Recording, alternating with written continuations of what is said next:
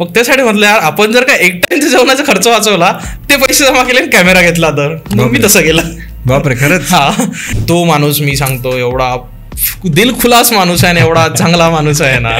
म्हणजे एक online friend म्हणतात ना, सगळ्यात चांगला ऑनलाईन फ्रेंड भेटलेला मित्र. की घरून निघालो तर खरी सगळं झालं, हॉटेलच द्यायला तयार नाहीत लोक, म्हणजे राहण्यासाठी गेस्ट हाऊस सिंगल द्यायलाच तयार नाही. अरे हे काय मॅटर आहे म्हटलं, कपल्सला हॉटेल भेटतात आणि सिंगलला भेटत नाही. म्हटलं हे काय सीन आहे. म्हटलं सगळ्यांच्या इंस्टाग्राम आपला व्हॉट्सअपला, म्हणजे इव्हन अख्ख्या महाराष्ट्रात तो व्हिडिओ स्टेटसला होता.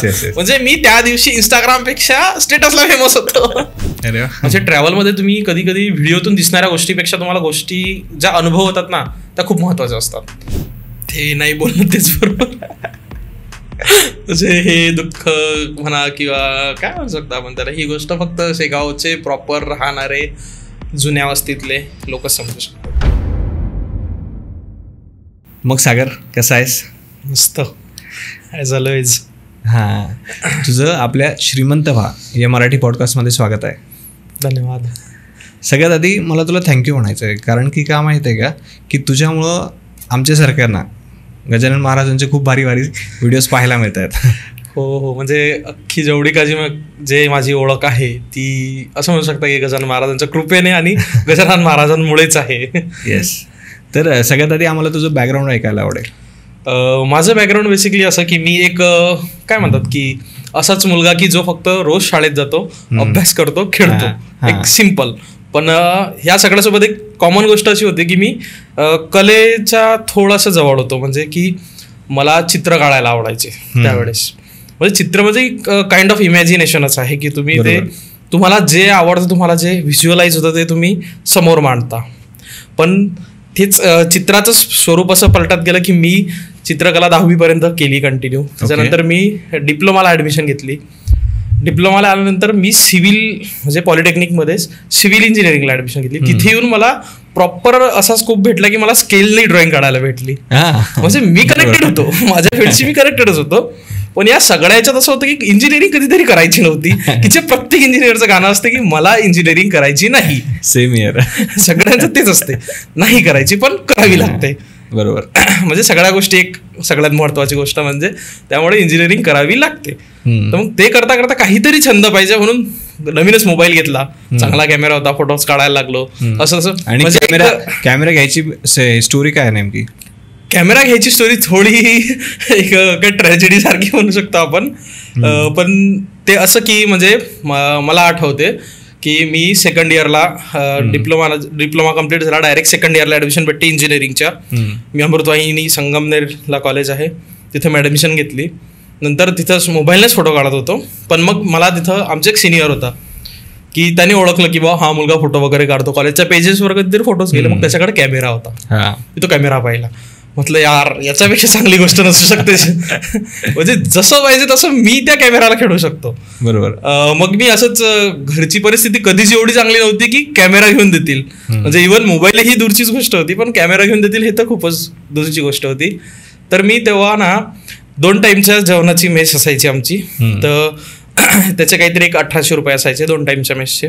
आणि 1 टाईमची मेस लावली तर सरसर 900 रुपये. तर कॉलेजचा टायमिंग असा होता की दुपारी 1 पर्यंत जेवायला, म्हणजे 1 वाजता जेवणाची सुट्टी व्हायची. 1 वाजता जेवणाला जायचं आणि परत रात्रीचं जेवण 8 वाजता करायला किंवा 7 वाजता करायला जायचो आम्ही, कॉलेज संपल्या वगैरे वगैरे. तर तेव्हा असं व्हायचं की 2 पैकी 1 टाइमच भूक लागायची. म्हणजे घरची सवय की सकाळी 9 वाजता जेवायचं, संध्याकाळी 7 वाजता जेवायचं, त्यामुळे 2 टाइम लागायची. मग त्यासाठी म्हटलं यार आपण जर का एक टाइमच्या जेवणाचा खर्च वाचवला, ते पैसे जमा केले, कॅमेरा घेतला, तर मग मी तसं केलं. बापरे, खरंच? हा, हे ऍक्च्युअल म्हणजे बऱ्यापैकी लोकांना असं, म्हणजे तेव्हा मी असंच कारण सांगत होतं की यार भूक नाही लागत म्हणून. पण इट्स इनर की मी कसं कोणाला सांगू ना की मी पैसे कसे वाचवतोय, असं होतं. म्हणजे विचार करा की म्हणजे नुसता आपण म्हणतो की कॅमेरा घ्यायसाठी एवढं स्ट्रगल केलंस तू.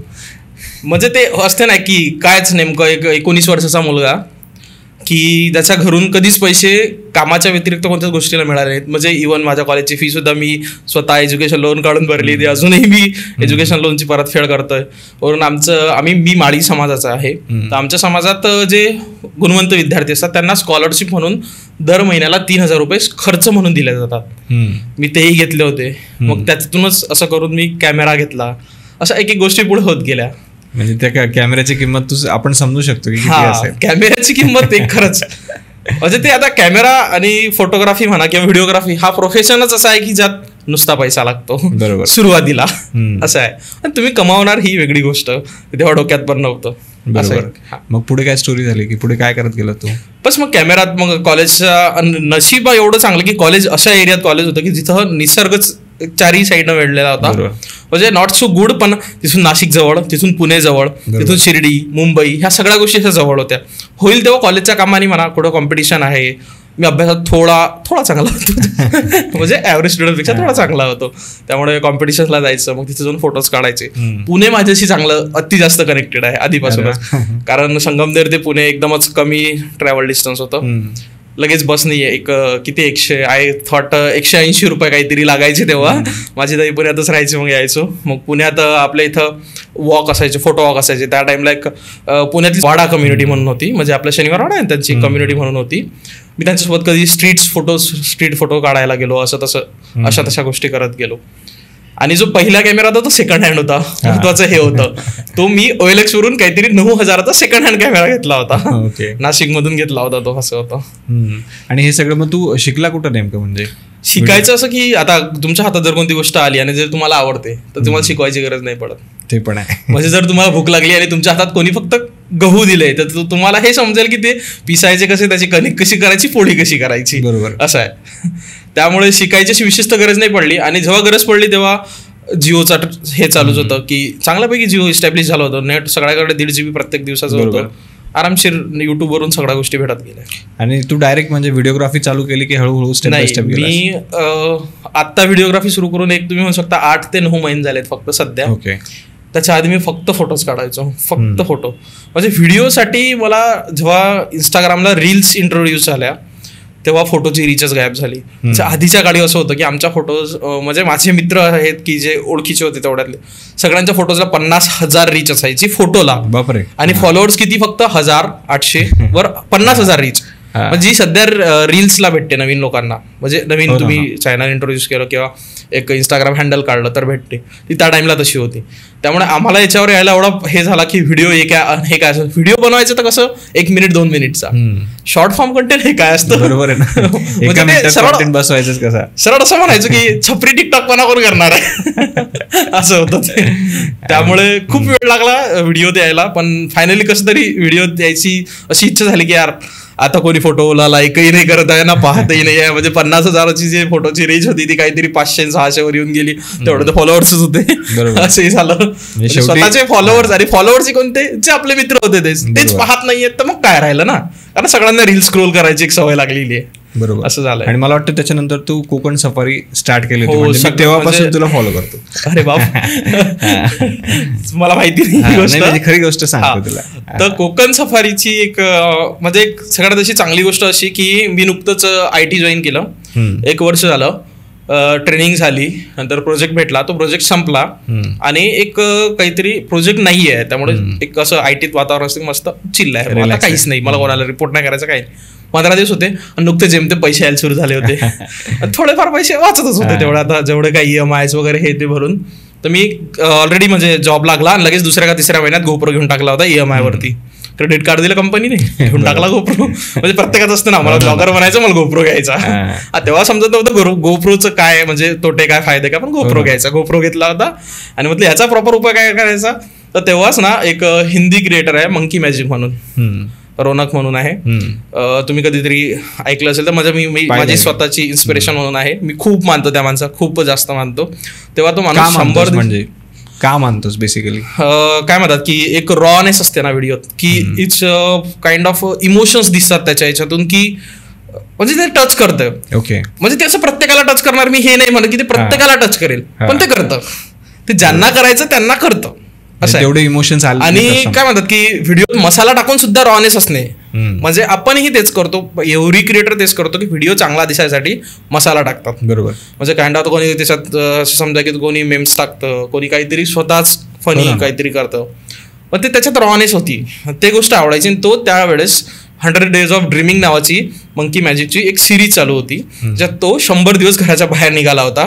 तो असंच जॉब करायचा, फ्रीलान्सिंग वगैरे, पैसे कमावले, पण एक फ्रस्ट्रेटेड माइंड असते, सगळं सोडून तो घराच्या बाहेर निघाला होता फिरायसाठी, स्वतःला एक्सप्लोर करायला. आणि त्यांनी असं चूज केलं की इंडिया, होल इंडिया जेवढं कव्हर करता येईल तेवढं तो करेल, असा एक हे होता. पण आणि ते पाहिलं मी, म्हटलं यार हे तर बहुत एकदम अशी टच झाली, म्हटलं यार हे करायचंय, हेच करायचंय, म्हटलं यार की असं काहीतरी.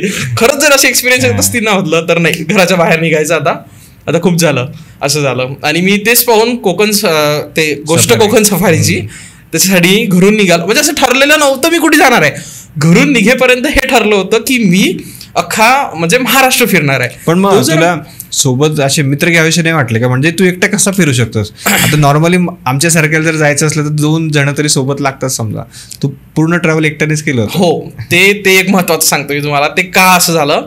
मंकी मॅजिकच्या व्हिडिओमध्ये सेम की एकटं फिरा, मला स्वतःसाठी टाइम देता येते, प्लस तुम्ही जी गोष्ट करता त्यासाठी टाइम देता येते. जर हेच आपण मित्रात असलो, तू माझे फोटो काढ, मी तुझे फोटो काढतो, 2 गोष्टी म्हणजे पर्सनल गोष्टी होतात, हे ठीक आहे. पण इट्स नॉट की तुमचा परफेक्ट स्वतःचा टाइम आहे आणि तुम्ही जे करताय त्याच्यासोबत टाइम आहे, म्हणून solo is best option. Okay, मी एक पहिल्यांदा सोलो ट्रिप केली होती. म्हणजे मी ट्रिप केल्या त्याच्या आधी फिरलो, मित्रांसोबतच फिरलो, कधी फॅमिलीसोबत, मित्रांसोबत असंच फिरलो, पण सोलो ट्रिप करायची म्हणून मी त्या ट्रिपला गेलो होतो. फिक्स नव्हतं की कुठं फिरायचं, म्हटलं स्वप्नांचं शहर मुंबई आहे, पहिलं मुंबईत जाऊ, तिकीट काढलं, मुंबई गेलो, मग मुंबईतून ठरवलं आता काय करायचं. मरीन ड्राईव्हला गेलो, ते एक एकदम असं फिल्मी स्टोरी आहे. मरीन ड्राईव्हला गेलो, कधी समुद्र पाहिला नव्हता, मुंबई पाहिली नाही, कधी समुद्र पाहिला नाही. माझा मित्र होता, तो मला मरीन ड्राईव्हला घेऊन गेला. बस असंच रात्री तिचं संध्याकाळच्या वेळेस जेव्हा सगळे लोक बसतात बसलो, म्हटलं यार जर आपण महाराष्ट्राचा फक्त सागरी किनारा जर सुरू केला आता सध्या, आणि हेही फिक्स नव्हतं की मी किती दिवस फिरणार आहे, ते म्हणजे 15 दिवस, 20 दिवस, 30 दिवस, 100 दिवस, काहीच फिक्स नव्हतं. खिशात 10,000 होते, म्हटलं 10,000 जेवढं फिरता येईल तेवढं फिरू, हे एक फिक्स होतं. मग मरीन ड्राईव्हला बसलोय, पाणी पाहिलं, म्हटलं यार नाही ह्याच्याच भोवती फिरायचं. मग लक्षात आलं की कोकणात त्यावेळेस गणपती उत्सव आणि मुंबईत गणपती सुरू होते. मग पहिलं डेस्टिनेशन ठरलं गणपतीपुळे. ओके, गणपतीपुळे पासून श्री गणेश झाला. हा, असं झालं. तेव्हापासून ते कोकण सफारीची सुरुवात, म्हणजे मी नावच बदलून, म्हणजे त्याचं तेव्हा असं काहीच फिक्स नव्हतं की मी कोकणातच फिरणार आहे. पण काय मी का की मी कोकणातच फिरलो, आणि एक विदर्भातला माणूस जाऊन कोकणात फिरतोय, लोक तिथं डायरेक्ट असे होतात की तू कुठचं आहे, असं होतं. मी एकटा दिसत होतो, पाठीवर बॅग, हातात एक ट्रायपॉड आणि गोप्रोन भागो. आणि मला वाटतं तू रिमोट सोलीजच्या घरी पण गेला. हो, त्यांनी पण रिमोट सोलीज, म्हणजे मी सांगतो, रिमोट सोलीज आणि माझा एक असा कॉन्टॅक्ट आहे की आधी काहीच ओळख नाही ना, आम्ही एकमेकांना फॉलो करतो ना काही. त्याचे तेव्हा चांगले होते, काहीतरी 12-13Kच्या आसपास फॉलोअर्स होते त्याचे, आणि तो नुकताच ट्रेंडमध्ये होता, व्हिडिओज आलेत कधीतरी. आणि मी बिंदास मुलगी गौरी, तिच्या व्हिडिओजमध्ये पाहिलं 1-2 वेळा. मग मी त्याला सहज मेसेज टाकला की म्हटलं मला भेटायचं आहे तुला. म्हटलं ठीक आहे, आपण ट्राय द्यायला काय होतं ना. आणि त्या माणसाने मेसेज सीन केला, नंबर दिला, भेट म्हणे. मी सांगितलं त्याला, म्हटलं मी असं कोकण सफारीवर आहे, म्हटलं मला असं फिरायचं आहे, म्हटलं जर जवळून पाहायला भेटलं तर फार चांगलं. मी रिमोट सोलीजला भेटलो. तो माणूस मी सांगतो एवढा दिलखुलास माणूस आहे, एवढा चांगला माणूस आहे ना, म्हणजे एक ऑनलाईन फ्रेंड म्हणतात ना, सगळ्यात चांगला ऑनलाईन फ्रेंड भेटलेला मित्र. नशिबाने एवढं चांगलं वय सारखं, म्हणजे तो आर्किटेक्ट आहे, मी सिव्हिल इंजिनियर आहे, त्यामुळे विचार थोडंफार जुळत होते, असं झालं. बरोबर. आणि त्याच्याही मनाचा किती मोठेपणा की समजा अनोळखी व्यक्तीला, अनोळखी व्यक्ती, आणि मी कुठून आलोय, तेच ना, महाराष्ट्राची श्रीमंती म्हणतात ना, ते तीच श्रीमंती आहे की अनोळखी माणसाला त्याने तो त्याच्या घरी घेऊन गेला. मग मी तिथं बऱ्याच युट्यूबर्सना भेटलो, म्हणजे चांगले मालवणी जे युट्यूबर्स आहेत गाजले, त्यांना भेटलो, बऱ्याच गोष्टी शिकायला भेटल्या. म्हणजे माझं असं होतं की माझा विश्वास उडाला होता की मराठी कंटेंट चालते. खूप जास्त ट्राय केलेल्या त्या गोष्टी, नाही चालत होतं. म्हटलं नाही, आपण हिंदीत करायचं, कारण इन्फ्लुएन्सच झालं होतं मी हिंदी लोकांपासून, त्यामुळे हिंदीतच करायचं असं होतं. तर मग तेच रिमोट सोलीजला भेटलो, ते सगळं मराठी बोलतात. ते सांगितलं मला की हे बघ म्हणे, आम्ही एवढं मराठीवर केलंय म्हणे, मराठीच करायचं, काहीच प्रॉब्लेम नाही म्हणे. बरोबर. म्हणजे ऍटलिस्ट म्हणे तुला जोपर्यंत असं वाटत नाही तू मराठी ट्राय तर कर, असं झालं. आणि तेव्हा तर माझं इंस्टाग्राम कधी ग्रोथ नाही झालं. तेव्हा युट्यूबला मी व्हिडिओज टाकले, कोकण सफारी झाली मस्त, 15 दिवसाची एक ट्रिप होती, मी खूप फिरलो, 15 दिवसाचे 25 व्हिडिओज झाले. आणि नंतर मी ते एक व्हिडिओ टाकायला सुरुवात केली युट्यूबला. म्हणजे मी याच्या हिशोबाने केलंच नाही की मला इंस्टाग्रामवर फेमस व्हायचंय, मी युट्यूबच्या भरोशाने टाकली. त्यातला एक व्हिडिओ भरपूर व्हायला गेला, त्या मला वाटतं सध्या 6 लाख लोकांपर्यंत पोहोचलाय तो व्हिडिओ. आणि एका सिंगल व्हिडिओ तुम्हाला 4,000 सबस्क्रायबर आले होते सिंगल व्हिडिओ. आणि तेव्हा माझं नशीब एवढं चांगलं म्हणा की खराब म्हणा काय माहिती, तेव्हा शॉर्ट्सला मॉनिटायझेशन नव्हतं. अख्खी सिरीज व्हायरल गेली, अजूनही चॅनल मॉनिटाईज नाही झालं. असं झालंय. पण मग असा कुठला म्हणजे काही मेमरीज अशा होत्या का की आपण म्हणतो ना काहीतरी किस्से असे कुठले होते की कोकण सफारीचे, कारण तो फर्स्ट तुझा ट्रॅव्हल होता. कोकण सफारीतलं मला सगळ्यात चांगलं असं आवडलं की तिकडचे लोक म्हणजे खूप जास्त प्रेमळ लोक आहेत की आपलं समजून घेतात. कोकणी लोक असं आपलं समजून घेतात. जर मी कोणाला पत्ता विचारला ना की मला इथे इथे जायचं, तो माणूस गाडीवर असला चला मी सोडून देतो, हे एक चांगलं वाटलं. ओके. की आणि मला असा अनुभव 2-3 ठिकाणी आले. मग मी ठरवलं की नाही आता कोणाला आपण बसनी यायला जायचंच नाही, हात द्यायचं जायचं. तरच केलं की ट्रिपमध्ये मला वाटतं मी 500 ते 600 रुपये फक्त ऑटोचे आणि याचे वाचवले, बसचे वाचवले, हात द्यायचं चला पुढे, हात द्यायचं चला पुढे असं करून. इथेच मला एक प्रश्न विचारायचा की ज्यावेळेस आपल्याला फिरायला जायचं असतं लोक ठरवतात, पण मग पैशाचा प्रश्न आला की शांत बसतात सगळे. मग हे बजेट जे प्लॅनिंग असतं कुठल्याही ट्रिपसाठी ते कसं करायला पाहिजे? बजेट ट्रिपचं प्लॅनिंगचं बघा असं की त्या ठिकाणी ऑलरेडी कोणीतरी आधी गेलेलं असेल, त्याचा सगळा डेटा तुम्हाला युट्यूबवर भेटेल. तुम्ही चेक करा, रिसर्च करा आणि त्याच्यानंतर तुम्ही पुढची स्टेप अशी घ्या की तुमचा बजेट काय आहे. एक जर तुमचा 5चा बजेट आहे आणि ट्रिपचा बजेटही तुमचा 5च होतोय, तर तुम्ही फ्लेक्सिबल 7,000चा बजेट ठेवा. ओके, होईल तुमची ट्रिप 5,000, हे बरोबर आहे. तर तुम्हाला तिथे जाऊन काय गोष्टी फेस करायला लागतील सांगता असं असते. आणि जर काय सोलो गेला तर सर्वात मोठा सीन मला असा झाला होता की घरून निघालो होतो, खरी सगळं झालं, हॉटेलच द्यायला तयार नाहीत लोक, म्हणजे राहण्यासाठी गेस्ट हाऊस सिंगल द्यायलाच तयार नाही. अरे हे का मॅटर आहे म्हटलं कपल्सला हॉटेल भेटतात आणि सिंगलला भेटत नाही. म्हटलं हे काय सीन आहे. म्हटलं खूप रिक्वेस्ट करायची लोकांना, असं करायचं तसं करायचं, नंतर कुठेतरी भेटायची. असं असं पैसे जास्त घ्यायचे पण ठीक आहे भेटून जायचं ॲटलिस्ट, असं होत होतं. बरोबर. त्याच्यामुळे सोलो नका फिरू, माझ्या ग्रुपमध्ये फिरा, खूप खर्च कमी येतो. त्याच्यानंतर मी बऱ्याच ट्रिप्स केल्या ग्रुपमध्ये, इव्हन 5-6 हजारात आउट ऑफ महाराष्ट्राच्या ट्रिप झाल्या 5-6 हजारात फक्त. त्याच्यामुळे कसं की हे चांगलं आहे की तुम्ही ग्रुपमध्ये फिरावं, तर खर्चाचा विचार करत असाल का असं. आणि इथंच मला विचारायचं आहे की समजा कोकण सफारी तुझी पहिली सोलो ट्रिप होती, तर तुझ्या पर्सनॅलिटीमध्ये काय चेंज झालं की समजा आधीचं सागर आणि नंतरचं सागर, काय मेजर डिफरन्स होता? कोकण सफारीचा सगळ्यात मोठा एक असा फायदा असा झाला की मला मी कोण आहे हे ओळखायला मदत झाली. म्हणजे तेव्हा तिथं मी एकटाच होतो ना घरचा फोन यायचा, घरचा फोन रात्री यायचा, दिवसभर काय करतो काही संबंध नाही. शेजारचा काय म्हणणार याची चिंता नव्हती, कारण तो माझ्या ओळखीचा नाहीये. बरोबर. झालाही ओळखीचा तरी तो कुठं जन्मभर मला ओळखणार आहे.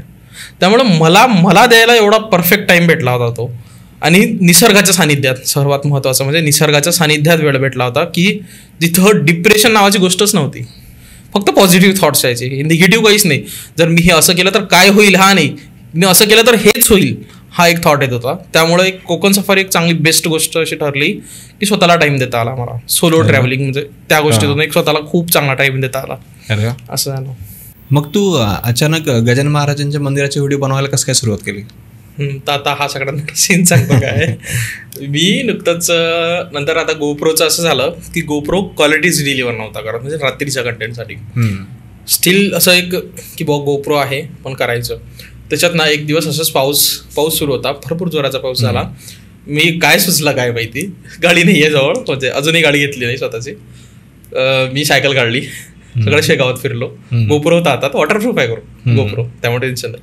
वरून विजा होता, फुल जोरात पाऊस. मी सगळा शेगावचा व्हिडिओ काढून आलो, तो घरी येऊन एडिट करून अपलोड केला.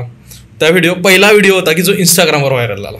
म्हणजे त्याच्या आधी गेले 10,000 15,000. ते कसं मित्रांना शेअर कर व्हिडिओ स्टोरीला, शेअर कर असं करून. हा व्हिडिओ मित्रांना शेअर करायला लावला, हे मान्य आहे, पण तो 10,000 तो एवढेच 40-50,000 व्ह्यूज झाले होते त्या व्हिडिओला. आणि त्या व्हिडिओत मी गजानन महाराजांचं एक नवीनच मंदिर झालंय तयार सध्या, ते मंदिर मी कव्हर केलं त्यात. म्हणजे ते एक पार्ट कव्हर केला, कृष्णाजींचा म्हणा, ते मंदिर कव्हर केलं. त्यांनी एकदम वेगळेच हे आलं की ते मंदिर एकदम दिसायला ॲस्थेटिक आहे, मंदिर खूप छान आहे, म्हणजे सगळंच तिथे चांगलं आहे. ते पावसात दिसायला एकच नंबर. अख्ख्या शेगावच्या क्लिप्स होत्या, ते होतं. तो व्हिडिओ अचानक व्हायरल झाला. मग म्हटलं समजलं यार की साला व्हिडिओज व्हायरल होतात, फक्त असं एक म्हणजे कंटेंट स्ट्रॅटेजी समजली की व्हिडिओ जर व्हायरल करायचे तर आपली टार्गेट ऑडियन्स, म्हणजे जी माझी ऑडियन्स आहे, माझे तेव्हा काहीतरी 3,500 फॉलोअर होते, ते असेच होते की मी फॉलो मारायचो, नंतर फॉलो बॅक यायचा, मी अनफॉलो करायचो, अशीच होते. मग ते ऑलमोस्ट आपल्या जवळचेच लोक होते. म्हटलं हेच लोक जर आपले व्हिडिओ शेअर करतात तर मग यांच्यासाठी व्हिडिओ बनायचे ना, असं ठरलं होतं. मग नंतर बिग बिलियन डेजला असंच माझा जो सॅमसंगचा मोबाईल सध्या मी तोच वापरतोय, तो त्या दिवशी चार्जच नव्हता होत. म्हणजे उद्या बिग बिलियन डेज येणार, तो आज चार्ज नव्हता होत. म्हटलं यार मोबाईल घ्यायचा आता, कारण बिग बिलियन डेज होते, थोडेफार पैसे होते की 15-20 हजाराचा मोबाईल घेईल. असं सर्च करता करता मग यार म्हटलं आयफोन स्वस्त आहे तर 13. म्हटलं यार व्हिडिओसाठी सगळेजण आयफोन वापरतात. मग असं मन असं लालच असते ना, ते एक मटेरियलिस्टिक गोष्टीची लालच असते. ते एक असते बॉ ज्याच्याकडे जो थोडं इंस्टाग्रामवर आता व्हायरल व्हायला लागलं त्याच्याकडे की आयफोन घ्यायचं.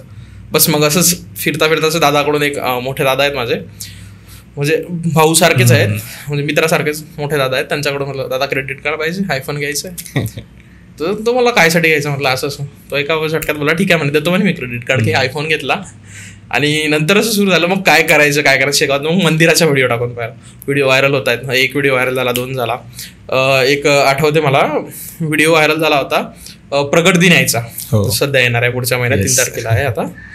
तर प्रगट दिनाच्या आधीचा एक मी हे उज्जैन आणि इकडचे लोक आहेत, उज्जैन, ओंकारेश्वर, त्र्यंबक, इकडचे ह्या लोकांचे मी व्हिडिओज, म्हणजे असेच मुलंच आहेत माझ्यासारखे जे व्हिडिओ शूट करतात आणि टाकतात. फक्त देवांचे व्हिडिओ टाकतात ते, की सनातन धर्माचा प्रचार करून एक ती व्हिडिओज टाकतात. मी त्यांचे व्हिडिओ पाहिले होते, त्यात असं कमिंग सून वगैरे असं टाकलं. म्हटलं ही गोष्ट आपल्या शेगावसाठी का नाही. बरोबर आहे. म्हटलं हे जर तसं आपणही करू शकतो. मला येतं तसं ऑलमोस्ट बेसिक व्हिडिओ एडिट वगैरे. मीही तसा व्हिडिओ एडिट केला, टाकला.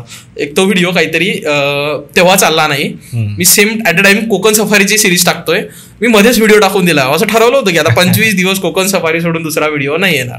मी मध्ये व्हिडिओ टाकला, तर ठीक आहे, तो बेसिक चालला, काहीतरी 5-6 हजार व्ह्यूज थांबून गेला. नंतर कोकण सफारीज टाकत गेलो, तो व्हिडिओ अचानकच चालायला लागला. काय माहित कसं काय, डायरेक्ट 3 मला वाटतं सध्या 9 मिलियन व्ह्यूज आहेत त्या व्हिडिओजला. एकदम खाली आहे तो व्हिडिओ, मागच्या वर्षीचा व्हिडिओ, एक्झॅक्ट 1 वर्ष झालं त्या गोष्टीला. आता तो व्हिडिओ अचानक व्हायरल गेला, तेव्हा समजलं की यार हे दुसरा टाकल्यापेक्षा हे टाकायला नाही परत आता. बरोबर, मी कंटिन्यू व्हिडिओ शूट केले. असं केलं. म्हणजे तुला प्रॉपर एक निश सापडली की आपल्याला कशात काम करायचं. मग मी तेच व्हिडिओ टाकत गेलो. महाराजांचे व्हिडिओ, मग थोडं पहिले फक्त मंदिरच दाखवायचं, मग थोडे इमोशन्स दाखवायला सुरुवात केली. आणि तो जो व्हिडिओ होता तो खरंच छान झाला होता बरं का, कारण मी स्वतः स्टेटसवरती ठेवला होता. म्हणजे अख्खं त्या दिवशी म्हणजे माझ्या फॅमिलीतले पहिल्यांदा सगळ्या लोकांना असं गर्व वाटलं होतं की काहीतरी पोरानं केलं. कारण सर माझे इन्स्टा हँडल आहे इंजिनियर लाईट, ती सगळीकडे सगळ्यांच्या इन्स्टा आपला व्हॉट्सअपला, म्हणजे इव्हन अख्ख्या महाराष्ट्रात तो व्हिडिओ स्टेटसला होता. म्हणजे मी त्या दिवशी इंस्टाग्राम पेक्षा स्टेटसला फेमस होतो. असं झालं. घरच्याला सगळं वाटलं काहीतरी करतो बरोबर. मला भरपूर असे माझ्या मित्रांनी स्क्रीनशॉट वाटत, बघ म्हणे माझ्या मित्रांनी ठेवला, हा तर इच्छा आहे. कोणी तर विदेशातल्या लोकांनी पण तो व्हिडिओ स्टेटसला ठेवला होता. म्हटलं अरे यार ही चांगली गोष्ट आहे. आणि मग त्याची एडिटिंग वगैरे कशी करतो तू, म्हणजे आधी म्हणजे गाणं ठरवतो नंतर क्लिप्स टाकतो की आधी क्लिप्स कट करून नंतर त्याला गाणं अटॅच करतो, कसं राहतं? नाही आता कसं ना, आता मी समजा आज शूटला बाहेर निघालो तर मी ऑलमोस्ट जेवढं दिसेल इमोशन्स घेता येतील, काहीतरी आर्किटेक्चर घेता येतील, मंदिर आहे तर मंदिराचं आर्किटेक्चर घेता येईल, ह्या सगळ्या गोष्टी घेतो. म्हणजे होईल शूट करतो समजा. हा, या फील्ड मधली अशी सगळ्यात म्हणजे याला सिनेमॅटोग्राफी म्हणतात, पण मी म्हणत नाही कारण 1 मिनिटात सिनेमॅटोग्राफी होत नाही. तुच्छपणा आहे हा म्हणणं. सिनेमॅटोग्राफी या नावाचा कचरा करणं आहे जर तुम्ही असं म्हणत असाल तर, लोक म्हणतात. तर त्यासाठी होईल तेवढं तुम्ही क्लिक करून घ्यायचं आणि घरी येऊन सॉन्ग डिसाईड करायचं किंवा जे ट्रेंडिंग मध्ये आहे ते गाणं घ्यायचं, क्लिप मॅच करायचं. ओके असं म्हणजे क्लिप आणि बीट्स ह्या दोन्ही गोष्टी मॅच करायच्या बरोबर जिथं पाहिजे. जर का समजा आले कुठंतरी की लिरिक्स आणि व्हिडिओचं जर दोन्ही मॅच झालं तर फार चांगलं, असं करायचं. मग ते मॅच करून टाकायचे. बरोबर, असं केलंय. आणि त्याच्यानंतर बऱ्याच वेळेस असं होतं की यार आपला कॉन्टेंट पण कोणी चोरून घेतं, म्हणजे इंस्टाग्रामला बरंच चालतंय. अशा लोकांना कसं हँडल करायचं? मी एवढा फ्रस्ट्रेट झालो होतो. व्हिडिओ टाकला, आता 10 मिनिटं झाली व्हिडिओ टाकला, दुसऱ्याने व्हिडिओ टाकला, मला माहित नाही व्हिडिओ टाकला किंवा माहिती आहे व्हिडिओ टाकला हे दिसलं. दुसऱ्या दिवशी पाहायचं आपल्या व्हिडिओला 10,000 व्ह्यूज, त्याच्या व्हिडिओला 1,00,000 व्ह्यूज. बरोबर आहे. जीव जळतो त्यावेळेस खूप त्रास होतो. आणि याच्यात कसं होतं ना की मी चेहरा दाखवत नव्हतो, त्यामुळे काय प्रॉब्लेमच नाही ना की व्हिडिओ टाकला कोणीतरी समजतच नव्हतं. आणि माझं असं म्हणणं होतं की तुम्ही जर काय असे कामं करतायत आणि त्यांचं ऑलमोस्ट सगळे अकाउंट, मी कोणाच्याच विरोधात नाहीये, पण ते ऑलमोस्ट सगळे अकाउंट गजानन महाराजांच्या नावाने चालायचे. म्हणजे ठीक आहे तुम्ही करताय, एक चांगलं काम करताय हे आय नो, बट माझं असं म्हणणं आहे की मी जर ते काम करतोय तर क्रेडिट मला द्या तुम्ही. लोक क्रेडिट पण नव्हतं. कॉन्टेंट स्वतःचा क्रिएट करा ना, स्वतः मेहनत घ्या. तेच दुसऱ्याचं कॉन्टेंट चोरून स्वतः अपलोड करायला काय अर्थ नाही. म्हणजे ठीक आहे ते महाराजांच्या नावावर करताय तुम्ही, काहीच प्रॉब्लेम नाही, पण तुम्ही ऍटलीस्ट त्याच्यावर माझं नाव तर द्या कुठेतरी, तर द्या एकदम खाली कोपऱ्यात कुठेतरी ते लिहा. म्हणजे मी टाकायचो ना की एक लोगो टाकायचो त्याच्यावर वॉटरमार्क सारखा की इंजिनियर लाईट म्हणून, तोही हाईड करून टाकायचे लोगो, त्याच्यावर स्वतःचं नाव टाकून द्यायचे. म्हटलं अरे जास्त होत होतं. असं मग मी कॉपीराईटचं सुरू केलं. म्हटलं नाही आता अशा लोकांना. आणि त्याच्यात काय झालं, मी 1-2 लोकांना वॉर्निंग दिली, त्यांनी मला स्वतःहून समोरून शिव्या दिल्या. हा तर मग ते जे इंस्टाग्रामचे जे पेजेस आहेत की जे रिपोस्ट करतात व्हिडिओज, त्यांच्याकडून मला अक्षरशः शिव्या आल्यात की म्हणजे माझाच व्हिडिओ मी बोललो त्यांना की लगे अशी धमकी सारखी की तू कुठं राहतो, काय राहतो, पाहून घेईल तुला, असं. म्हटलं ठीक आहे. मी मला माहित होतं कॉपीराईट देत आहे, तर मी कॉपीराईट दिला, अकाउंट उडवलेत. 50,000 फॉलोवर आले, अकाउंट उडवलेत डायरेक्ट मी. म्हटलं ठीक आहे, जर का लोक जर आपल्या सारखं सांगणार नसतील ऐकत तर आपण तोच मार्ग निवडावा. बरोबर. प्रोसेस काय असते म्हणजे त्या इंस्टाग्राम मधूनच कॉपीराईट देता येतो का? हो, इंस्टाग्रामला आपण जसा रिपोर्ट करतो तसा रिपोर्ट करायचा. इंडिव्हिज्युअल प्रॉपर्टी व्हायोलेशन म्हणून येते, इंटेलेक्च्युअल प्रॉपर्टी व्हायोलेशन. त्याच्यात जायचं, तिथे फॉर्म सबमिट करायचं, आपल्या कंटेंटची ओरिजिनलची लिंक वगैरे टाकायची. नंतर काही दिवसानंतर तो व्हिडिओ रिमूव्ह होऊन जातो. आणि असं काहीतरी आहे, जर का तुम्हाला मॅक्सिमम समजा तुमचं अकाउंट आहे एक आणि त्याच्यावर तुम्हाला 5 ते 6 कॉपीराईट आले, तुमचं अकाउंटच म्हणजे गायब करून टाकतो इंस्टाग्राम असं होतं. त्याच्यामुळे ही गोष्ट एक चांगली आहे इंस्टाग्रामची की तुम्ही कॉपीराईट देऊ शकता. आणि मग त्याच्यानंतर तू बऱ्याच ठिकाणी फिरायला गेलास, बनारसला पण गेला. हो. त्याची काय स्टोरी? तर बनारसच्या आधी मी हम्पीला गेलो आणि हम्पी नंतर बनारस गेलो. आणि बनारस तर बस असंच की म्हणजे म्हणतात ना, महाकाल का बुलावा आया है तो जाना ही पडेगा, तसंच झालंय ते. असं ठरलं जायचं, कुठं जायचं. आणि एक तर असंच उन्हाळ्याचे दिवस होते ते, म्हणजे ऑलमोस्ट मार्चच्या नंतरची, एप्रिलच्या आसपासची किंवा मार्च, मला एक्झॅक्ट डेट नाही आठवत आहे, पण तेच सीझन होता की जेव्हा गरम असतं खूप वातावरण. त्याच टाइमला मी बनारस गेलो होतो, मित्र गेलो होतो. म्हणजे तेच माझे लहानपणीचे 2 मित्र आणि एक मित्र असा होता आणि एक लखनौला होता ऑलरेडी, बुलढाण्यातला. म्हणजे त्यातले 2 मित्र जे माझे होते ते लहानपणीचे फक्त माझे मित्र, हे बाकीचे व्हिडिओज काढणारे होते किंवा ज्यांना फोटोग्राफीत इंटरेस्ट आहेत असे लोक होते. जस्ट प्लॅन ट्रिप केली आणि निघून गेलो बनारसला. आणि एवढा सीन झाला होता बनारसच्या ट्रिपचा असा की असं वाटलं की काय असणारच, काय गर्दी काय असणार आहे. आपण तर स्लीपरचं तिकीट काढलं आणि वेटिंग राहिलं तिकीट राहिलं 4 वेटिंग आणि ते 4 बदनसीब आम्हीच. नंतर तुम्ही एसी बोगीत गेले. हा, तो व्हिडिओ व्हायरल गेला होता. मी म्हटलं यार याचं काहीतरी हुकूम मी तिथंच लिहून ठेवलं होतं, ते कसं करायचं. तर म्हणजे आम्ही टीसीला रिक्वेस्ट केली, म्हटलं साहेब असं असं आहे. तो म्हणे 1000 द्या. म्हटलं चला फटकन एसीच्या डब्यात जायचं. म्हणजे आम्ही एवढं डिमोटिव्ह, कारण 22 तासाची जर्नी होती. असं वाटलं की स्लीपरच्या डब्यात, आता जनरली महाराष्ट्रातल्या स्लीपरच्या डब्यात विदाऊट तिकीट आपलं म्हणजे विदाऊट स्लीपरच्या तिकीटवाला किती लोक सापडतील तुम्हाला? एका डब्यात 20 लोक सापडतील. तिथं फक्त 20 लोक एका 2 बेंचच्या मध्ये बसलेले होते, एवढी गर्दी होती. म्हणजे पाणी प्यायचं तर बॉटल काढता येत नव्हती, एवढी गर्दी स्लीपरच्या डब्यात होती. जनरलची तर कंडिशनच नाही, असं होतं. आता तू बऱ्याच ठिकाणी फिरलेला आहे समजा, तर मला एकच तेच विचारायचं की आता बऱ्याच लोकांना खूप सोपं वाटतं की व्लॉगिंग करणं. त्यांना असं वाटतं की आपण कॅमेरा घेऊन लगेच व्लॉगचं युट्यूब चॅनल सुरू करू, पैसे कमवू. तर याच्यात काही टिप्स तुला द्यायचे आहेत का की कुठल्या गोष्टी, पहिली तर माइंडसेट कसा पाहिजे आणि कुठल्या गोष्टींची काळजी घेतली पाहिजे समजा? तर काळजी म्हणजे बघा, व्लॉग करताना म्हणजे व्लॉग असं खूप साऱ्या कॅटेगरीज आहेत की हॅलो आज मी इथे आलोय, आता मी हे करतोय. हे ट्रॅव्हलमध्येही चालते, लोक घरीही करतात की आज माझ्या घरी मी हे बनवतोय, असं करतात. एक असे कॅटेगरीज ऑफ डिफरंट व्लॉग्स आहेत. जर तुम्ही प्रॉपर ट्रॅव्हलमध्ये गेले तर असं काहीच गरजेचं नाही की तुम्ही जाऊन असं की हॅलो मित्रांनो मी आज इथे आलोय, आज ही प्लेस एक्सप्लोर करणं, असं काहीच गरज नाही. लोकांना पाहायचं आहे तुम्ही गेले कुठं, तुम्ही कुठं गेले हे नाही महत्वाचं, लोकांना जागा पाहिजे, तुम्ही ते दाखवा. तुम्ही शूट करा, नंतर व्हॉइस ओव्हर करा ना. जस्ट तुम्ही रूममध्ये या, नंतर मी आज इथून गेलो होतो, तर थोडीशी मसाला म्हणून स्टोरी टाकायची त्याला, अशी गोष्ट. आणि एक केअरफुल गोष्ट अशी की व्लॉगिंग करताना तुमच्याकडे जे डिव्हाइस असतात, तुम्ही जर कुठं फिरताय ती जास्त काळजी घ्या. म्हणजे माझ्याकडे तर डिव्हाइसच नाही आहेत ऑलमोस्ट, म्हणजे तेव्हा नव्हते. आता मी जेव्हापासून डिव्हाइस म्हणजे माझा आता फक्त एक डिव्हाइस म्हणजे ड्रोन ॲड झालाय, आधी तर मोबाईलच होता. तर फक्त ह्या गोष्टी तुम्ही जपून ठेवा ट्रॅव्हल करताना, कारण खूप जास्त सीन होता त्या गोष्टीच्या. नाही कोण्या माणसावर भरोसा कधीच नाही ठेवू की हे पकड 10 मिनिटं कधीच. बरोबर. आणि व्लॉगिंगमध्ये मला हे पण असं वाटतं की एकदा जर तो मोमेंट मिस झाला तर तो मिस झाला. काही जरी मी असं खूपदा असं ट्राय केलं की तो मोमेंट डबल घ्यायचा, नाही येत. त्या गोष्टी ज्या वेळेस होतात तेव्हा होतात. पण मग एक आहे ते, जर काय आता बनारसची गंगा आरती मी एकदा सकाळी आशी घाटला अनुभव केली आणि संध्याकाळची याला असते दशाश्वमेध घाटला, त्या ठिकाणी मी दोन्ही ठिकाणी गंगा आरती हे केली. आशी घाटला पण मी शूट केला, म्हणजे भरपूर नाही केला पण केला. म्हणजे ॲटलिस्ट 10 मिनिटं होत असेल तर मी 5 मिनिटं शूट केला, 5 मिनिटं अनुभव केला, मला तो अनुभव आला. आशी आणि दशाश्वमेध घाटला मी कंटिन्यू शूट केला, त्यामुळे मला तो अनुभवच नाही घेता आला. असं झालं की आरती काय आहे बा हे समजलंच नाही. त्यासाठी मी परत गेलो होतो एक दिवस, तिथं आरती फक्त जाऊन बसलो, मोबाईलच नाही काढल्यावर. आणि तो बेस्ट एक्सपिरियन्स होता. अरे वा. म्हणजे ट्रॅव्हलमध्ये तुम्ही कधी कधी व्हिडिओतून दिसणाऱ्या गोष्टीपेक्षा तुम्हाला गोष्टी ज्या अनुभव होतात ना त्या खूप महत्त्वाच्या असतात. म्हणजे प्रत्येक गोष्ट तुम्ही व्हिडिओत घेता तर त्यामुळे आता मी जर व्हिडिओ काढतोय तर माझी ती गोष्ट मिस होईल, कारण व्हिडिओ चांगला आला पाहिजे हे एक राहते. त्यासाठी अशा प्लॅन करायच्या गोष्टी की सगळं काही व्हिडिओतच आला पाहिजे हे महत्त्वाचं नाही, तुम्हाला एक्सपिरियन्स होणं हे तेवढंच महत्त्वाचं आहे, असं माझं एक म्हणणं आहे की एक्सपिरियन्स करता आलं पाहिजे असं. आताच तू ड्रोनचा विषय काढला.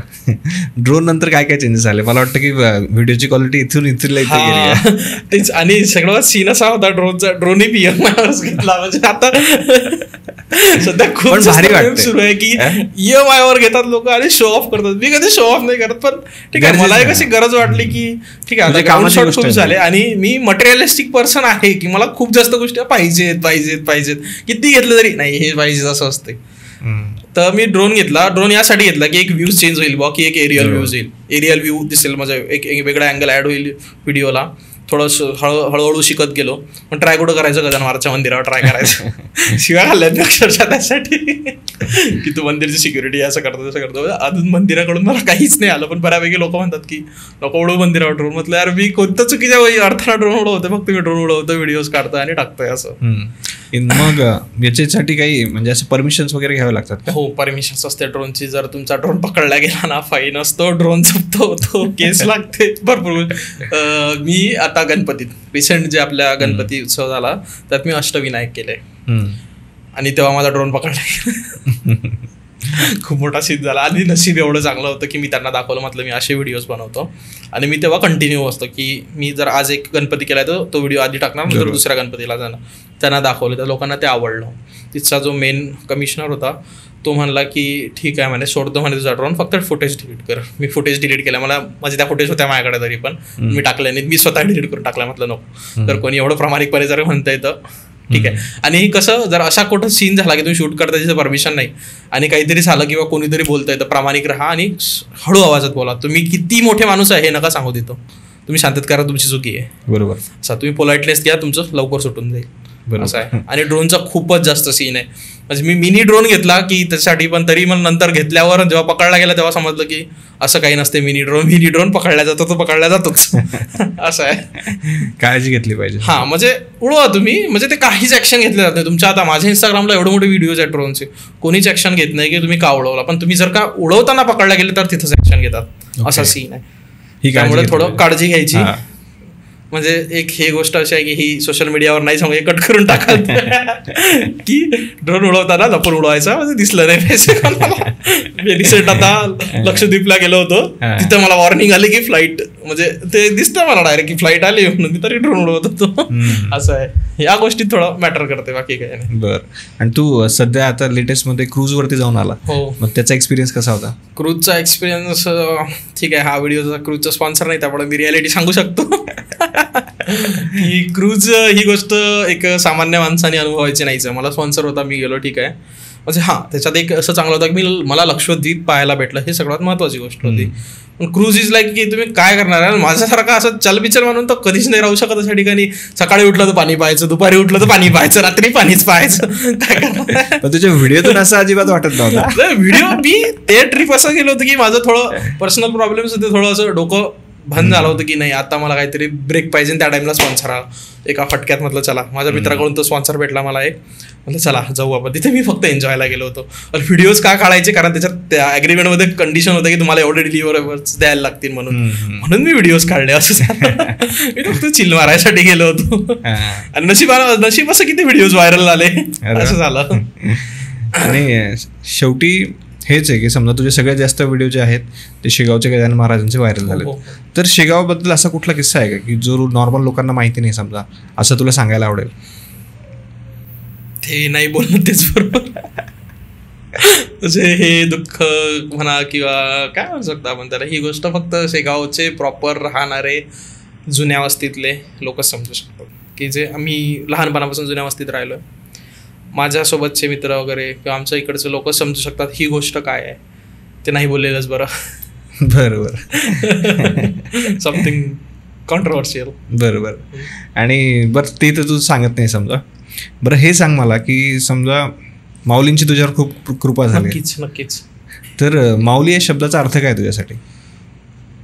बघा, माऊली या शब्दाचा अर्थ असा की एक प्रेमळ हात आहे, की जो जेव्हा गरज पडली तेव्हा डोक्यावर आहे. की जेव्हा असा टेन्स झाला ना मला, म्हणजे मी आता शेगावात नाही आहे, खूपच असं म्हणजे गेल्या 3 महिन्यात मी आता पुण्यात शिफ्ट झालो आहे. म्हणजे असं वाटतंय की यार आता म्हणजे घरी असं व्हायचं की काही झालं ना, थोडं असं वाटलं ना, मंदिरात जाऊन बसायचं आणि काहीतरी एक प्रेमळ हात यायचा बरोबर, की जो सगळ्या गोष्टी दूर करायचा. म्हणजे डोक्यातलं जे काही टेन्शन असेल, जे काही राग असेल, द्वेष असेल, सगळ्या गोष्टी निघून जायचं. बस तीच एक गोष्ट की मंदिर त्या गोष्टीसाठी एकदम चांगलं. आणि शांतता. तर तुम्ही कितीही तुमचं हेक्टिक जीवन असेल, मंदिरात जा, 10 मिनिटं बसा, तुम्हाला प्रसन्नच वाटणार. ते काय. आणि गजानन महाराजांच्या मंदिराची एक विशेषता अशी की स्वच्छता, जे सगळ्या जगभर प्रसिद्ध आहे. ते तर आहेच. आणि मला वाटतं तीच एक गोष्ट त्या मंदिराला एवढी खास बनवते, असं आहे. म्हणजे बाहेरून येणारे लोक tourist as a tourist place म्हणून गेले आहे ते, पण आमचं श्रद्धेचं ठिकाण आहे ते, की आम्ही तिथं जाऊन का बसतो. म्हणजे लोकांचं असं माहीत नसेल की देवदेव करतात म्हणून बसतात. मीही देवदेव करणाऱ्यातला नाही आहे, पण मला देवाची अनुभूती झाली आहे. स्पिरिच्युअल आहे मी. म्हणजे 4 गोष्टी मी जेव्हा घराच्या बाहेर पडलो तेव्हा मला समजलं की स्पिरिच्युअल गोष्टींचा अर्थ काय असतो तो, असं आहे. अरे वा. तर मला तर खूप मजा आली. आशा करतो की आमच्या ऑडियन्सलाही आला असेल. तुझा एक्सपिरियन्स कसा होता? खूप छान होता तुमच्या चॅनलवर यायचा एक्सपिरियन्स. माझा तुझा पहिलाच पॉडकास्ट आहे? पहिला पॉडकास्ट आहे. खूप असे भरपूर पॉडकास्ट करू आपण. येस येस, नक्कीच. आणि नक्की तुमचा स्वभावही मला एकदम असं वाटलं की चला मित्रासोबतच बोलतोय आता. असं जर का त्या साईडला नाही पाहिलं ना की इकडे कॅमेरा आहे, ठीक आहे आपण मित्र आहे, मी तुमच्याशी बोलू शकतो किती वेळ. आणि हे फ्रीडम भेटणं महत्वाचं आहे ना बोलताना. कम्फर्ट भेटणं महत्वाचं आहे. चालेल. तर थँक्यू सो मच.